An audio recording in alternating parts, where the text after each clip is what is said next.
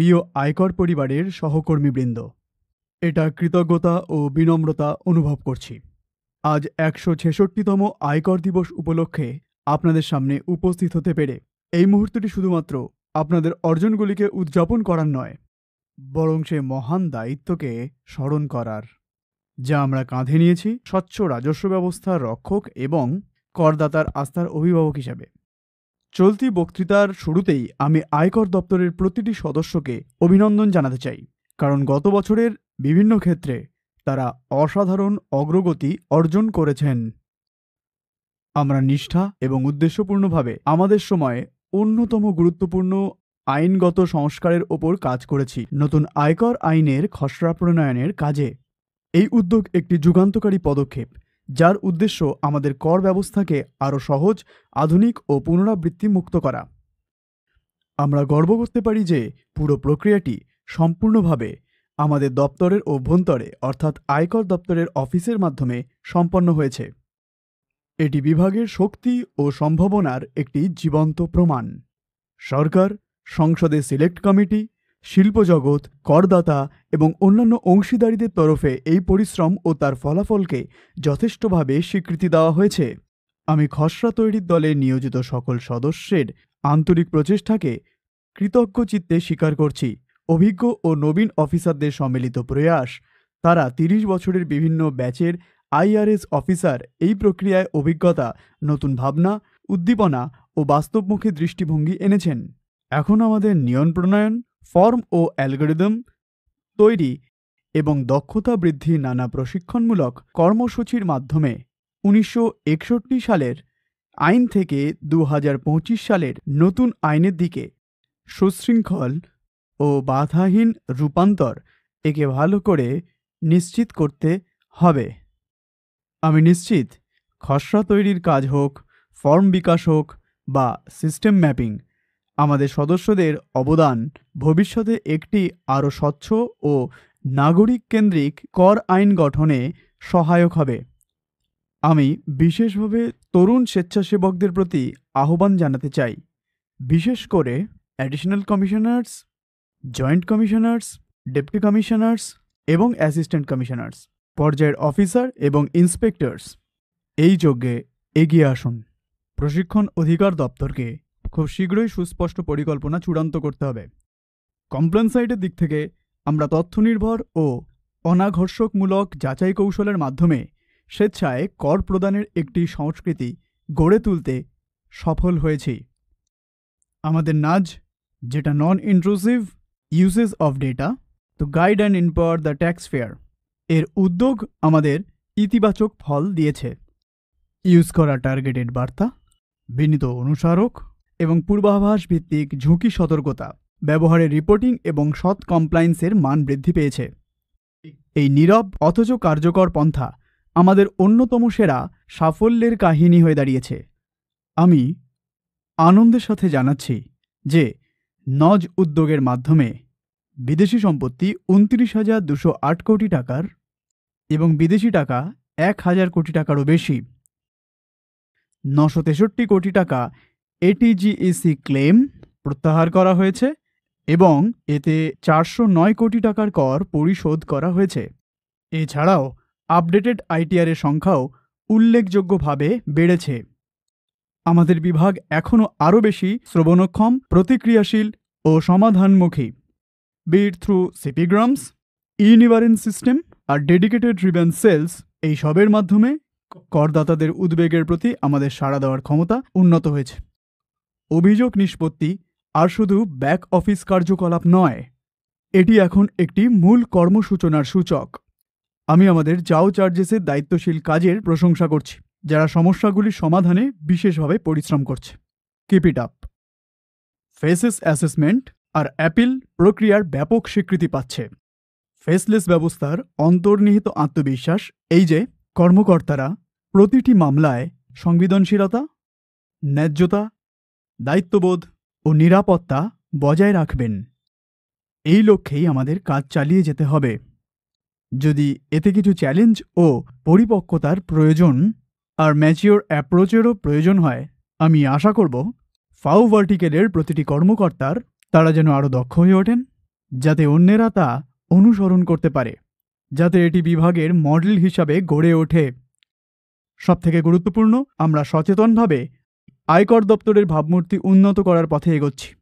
অনুসন্ধানের ধরন থেকে শুরু করে সোশ্যাল মিডিয়ায় আমাদের আচরণ, প্রচার থেকে করদাতা সহায়তা কার্যক্রম, এই সব ক্ষেত্রেই আধুনিক, নিরপেক্ষ এবং সহানুভূতিশীল এক প্রতিষ্ঠান। এই রূপান্তরের জন্য আপনাদের সকলকে আন্তরিক অভিনন্দন। এটি প্রতিদিনের সংবাদপত্রের শিরোনামে আসে না, এটি জনবিশ্বাসে প্রতিফলিত হয়, যা অনেক বেশি মূল্যবান। এই বছর আমরা অর্থবছরের শুরুতে অফিসার ও কর্মীদের তাদের নির্ধারিত ভূমিকায় নিয়োগ দিতে সফল হয়েছি। এটি বহু প্রতীক্ষিত একটি সংস্কার। পদোন্নতির বিষয়টি আপ টু ডেট করা হয়েছে এবং অধিকাংশ ক্ষেত্রে আমরা প্রথম এবং দ্বিতীয় পছন্দ অনুযায়ী পোস্টিং দেওয়ার সুযোগ দিতে পেরেছি। আমাদের সদা প্রচেষ্টা থাকে কর্মীদের সন্তুষ্টির সর্বোচ্চ মাত্রা নিশ্চিত করা, কারণ প্রেরণাদায়ী কর্মী বাহিনী আমাদের সবচেয়ে বড় সম্পদ। আমাদের প্রযুক্তি নির্ভর রূপান্তর এখন গতি পাচ্ছে। বেশ কিছু গুরুত্বপূর্ণ উদ্যোগ চালু হয়েছে বা শুরু হয়েছে, যার মধ্যে CPC TDS 2.0, ITBA 2.0, TaxNet 2.0, the new PAN project, conceptualization ICE 3.0, scaling out of insight platform. এই উদ্ভাবনগুলিকে এগিয়ে নিয়ে যাওয়ার জন্য সিস্টেম ডিরেকশন প্রশংসনীয়। তবে একটি বিষয় জোর দিয়ে বলি, প্রযুক্তি তখনই সফল হয় যখন তা অন্যান্য বিভাগগুলির সঙ্গে সংমিশ্রিত হয়। আমাদের দরকার শক্তিশালী কোঅর্ডিনেশন, সমস্যাগুলি দ্রুত সমাধানের জন্য, টিকিট দ্রুত বন্ধ করা এবং সময়মতো অভিযোগ নিষ্পত্তির জন্য। এটি জরুরি যে ডিরেক্টেড অবিলম্বে শক্তিশালী ব্যবস্থাপনা করে, যাতে সমস্যাগুলি দ্রুত চিহ্নিত করে তা দ্রুত সমাধানও সম্ভব হয়ে ওঠে। এই সংমিশ্রণের একটি গুরুত্বপূর্ণ দিক হল ইন্সপেক্টরদের মতো কর্মকর্তাদের সক্রিয়ভাবে যুক্ত করা। একদম রিসেন্ট ফিচারগুলি যেমন OGEs সংশোধন, CITA সহায়তা মডিউলস ইন্সপেক্টরদের জন্য সরাসরি ভূমিকা সংযুক্ত করেছি। এই সুযোগে আমি আমার ইন্সপেক্টরদের প্রতি আহ্বান জানাতে চাই যে যেন নিজেদের স্বতন্ত্র শংসাপত্র ব্যবহার করে। এর ফলে শুধু কাজের গতি বাড়বে না, বরং একটি প্রযুক্তি নির্ভর দক্ষ ফিল্ড ফোর্স গড়ে উঠবে। আমাদের লক্ষ্যভিত্তিক এনফোর্সমেন্ট কার্যকলাপ ইচ্ছাকৃত কর ফাঁকির বিরুদ্ধে কঠোর পদক্ষেপ গ্রহণে কেন্দ্রীভূত। ইনভেস্টিগেশন অন ইস্যুজ, তারপরে কৃষি আয়, দুবাইয়ের সম্পত্তি, সম্প্রতি প্যান ইন্ডিয়া ভেরিফিকেশন এক্সারসাইজ, যার মাধ্যমে ভুয়ো ছাড় ও ছাড়প্রাপ্তির দাবি শনাক্ত করা কয়েকটি উদাহরণ মাত্র। কার্যক্রম তথ্যভিত্তিক, ঝুঁকি মূল্যায়িত এবং সম্পূর্ণ ন্যায্যতা সংবেদনশীলতার মাধ্যমে সম্পন্ন। আমাদের বার্তা স্পষ্ট: সৎ করদাতাদের সহায়তা, কিন্তু অপব্যবহার কোনোভাবে সহ্য করা হবে না। যদিও আমাদের অগ্রগতি রয়েছে, তবু আপিল বকেয়া নিষ্পত্তি নিয়ে উদ্বেগ রয়েছে। এই সমস্যাটি অ্যাট্রাকটিভ ক্রিটিসিজম, তা ন্যায়সঙ্গতভাবে। এখন সময় আমাদের অ্যাপলেট ফাংশনারিজের, যেটা commissioner appeals, joint commissioner appeals, শুধুমাত্র একটি দপ্তরীয় সমস্যা হিসেবে নয়, বরং করদাতাদের সেবায় একটি গুরুত্বপূর্ণ দিক হিসেবে। প্রতিটি বকেয়া অ্যাপিল মানে করদাতা অপেক্ষা করছেন তার মামলা নিষ্পত্তির জন্য। কর্মীদের অনুরোধ জানাই যে তারা যেন এই চ্যালেঞ্জকে নতুন করে গুরুত্ব সহকারে গ্রহণ করেন এবং পরিকল্পনার মাধ্যমে এগান। আমরা কি আপনার দিকে আশা নিয়ে তাকাতে পারি এই বিপুল বকেয়া বোঝা থেকে আমাদের মুক্ত করার জন্য? আমরা সকলেই জানি যে আমাদের বহু কর্মকাণ্ড এখন রিট অ্যাপিলের মাধ্যমে বিচারকের পর্যালোচনার আয়তায় চলে যাচ্ছে।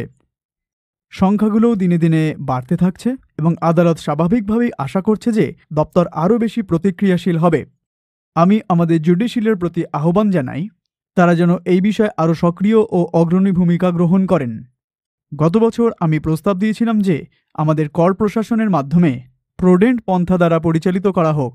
এটি একটি সংক্ষিপ্ত রূপ যার পূর্ণরূপ হল পেশাদার, দায়িত্বশীল ও প্রতিক্রিয়াশীল। আইন, ব্যবসা ও অর্থনৈতিক প্রেক্ষাপট সম্পর্কে গভীর জ্ঞান, ডেটাবেস ডিসিশন মেকিং, সহানুভূতির সঙ্গে আইন প্রয়োগ, অনাঘর্ষকমূলক এবং প্রযুক্তি নির্ভর পদ্ধতি। এটি প্রতিটি ক্ষেত্রেই, একটা হলো ব্যক্তিগত ক্ষেত্রে, আরেকটা সমষ্টিগতভাবে। আমরা এই সমস্ত ক্ষেত্রে উল্লেখযোগ্যভাবে অগ্রগতি করেছি, তবে অকপটে বলতে চাই আমাদের সামনে এখনও দীর্ঘ পথ পড়ে। প্রোডেন্টের 7টি স্তম্ভের প্রতিটিতে আমাদের দক্ষতা আরও বাড়াতে হবে। করদাতাদের অভিজ্ঞতা সর্বদাই সাবলীল হতে হবে, তবে শুধু নির্বাচিত কিছু অফিসেই নয়। এই কারণেই আমি প্রস্তাব রেখেছি প্রতিটি দক্ষতা বৃদ্ধির প্রশিক্ষণ সূচিতে অন্তত একটি অভিবেদন বাধ্যতামূলকভাবে অন্তর্ভুক্ত করা হোক। এই মূল্যবোধগুলোকে উল্লেখযোগ্য বিষয় হিসেবে নয়, অন্তরের ভেতর ধারণ করতে হবে। এই মূল্যবোধগুলি নির্ধারণ করবে আমরা কিভাবে করদাতাদের সঙ্গে যোগাযোগ করি, কিভাবে আমরা আদেশ লিখি এবং কিভাবে সরকারি কর্মচারী হিসেবে নিজেদের গড়ে তুলি। এভাবেই আমরা একটা প্রশিক্ষণ গড়ে তুলতে পারি যেটি শুধু ভয় বা বাধ্যতামূলক নয়, বরং সম্মানের যোগ্য। ভবিষ্যতের দিকে তাকিয়ে আমি চাই আমাদের 18টি আঞ্চলিক দপ্তরের কেন্দ্রবিন্দু গড়ে উঠুক ভিন্ন ভিন্ন ক্ষেত্রে উৎকর্ষের কেন্দ্র হিসাবে। তা হোক faceless assessment, TDS, appeals, risk profiling, litigation strategy আর টেক্সট পেয়ার কমিউনিকেশন। আমাদের মেধাবী অফিসার ও কর্মকর্তারা মিলে এই উৎকর্ষ অর্জনে সমর্থন হবেন। আমি আপনাদের আশ্বস্ত করছি, একবার আমরা উৎকর্ষের সাধনায় অগ্রসর হলে একদিকে আমরা প্রভূত পেশাগত সন্তুষ্টি লাভ করব এবং অপরদিকে সমাজের শ্রদ্ধা অর্জন করব। পাশাপাশি বিকশিত ভারতের পথে জাতির যাত্রায় আমরা গঠনমূলক অবদান রাখব। আমাদের উচিত উদীয়মান করগুলিতে গবেষণায় উৎসাহিত করা, ডকুমেন্ট বেসড প্র্যাকটিসেস এবং ডেভেলপ কম্পেন্ডিয়ামস, গাইডেন্স নোটস এবং এসওপিস, যাতে প্রাতিষ্ঠানিক জ্ঞান সুরক্ষিত ও ভাগ করে নেওয়া যায়।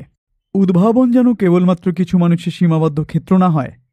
প্রতিটি অফিসার ফিল্ড অফিসার হন কি সদর দপ্তরের নিজেকে ক্ষমতায়িত মনে করুন বা নতুন কোনো পরিবর্তনের প্রস্তাব দিতে পারেন।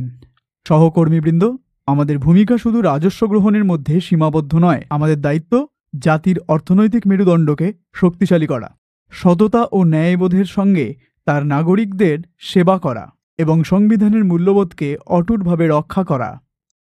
চলুন অব্যাহত রাখি আমাদের পথ চলা বিনম্রতা, সতর্কতা ও উচ্চাকাঙ্ক্ষা নিয়ে। আমি আপনাদের প্রত্যেককে ধন্যবাদ জানাই আপনাদের পরিশ্রমের জন্য, আপনাদের সততা এবং একাগ্রতার জন্য। চলুন আমরা সবাই একসাথে এগিয়ে চলি দৃঢ় সংকল্পে, স্পষ্ট উদ্দেশ্যে এবং গর্বভরে। জয় হিন্দ।